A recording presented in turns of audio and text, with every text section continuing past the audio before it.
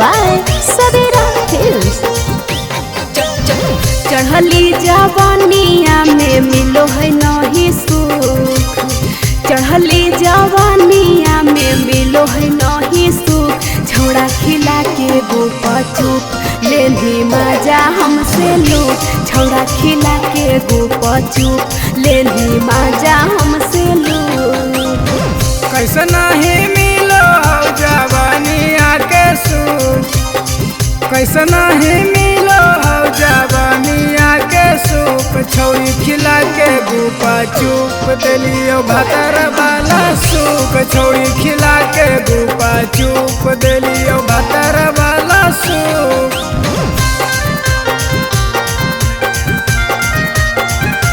छौड़ी खिला के गोपा चुप चुप चुप चुप चुप, छौड़ी खिला के गोपा चुप दिलियो भतर वाला सुख, भतर वाला सुख। कोचिंग के बहाना छौड़ा मजा लेनी लूट रे, पियावा वाला चीजावा छौड़ा करी देनी झूठ रे, करी देनी झूठ रे। डरे नहीं छौड़ी तोरा परब नहीं पूछ गे, बोलिया पे ले छौड़ी एगो किस गे, किस गे। ऐसा नहीं छौड़ी तू हमारा से रूस, ऐसा नहीं छौड़ी तू हमारा से रूस। छौड़ा खिला के गोपा चुप लेनी मजा हमसे लूट, छौड़ा खिया के गोपा चुप लेनी मजा हमसे लूट।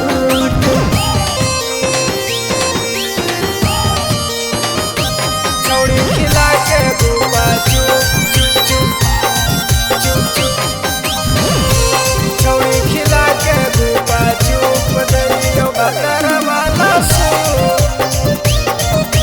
भतर वाला सुख। नवीन राजा ससिया तू करई बरदास रे, कुछ दिन के बाद छौड़ा रहब तोरे साथ रे, रहब तोरे साथ रे। अब नहीं होता छौड़ी हमसे बरदास गे, नहीं दे मिता छौड़ी लेके जैबौ भाग गे,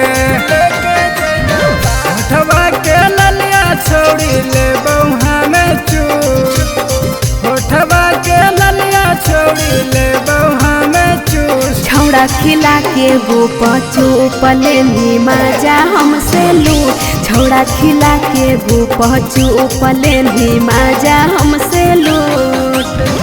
सवेरा फिल्म्स रिकॉर्डिंग स्टूडियो शाहपुर चौक देवन बिघा।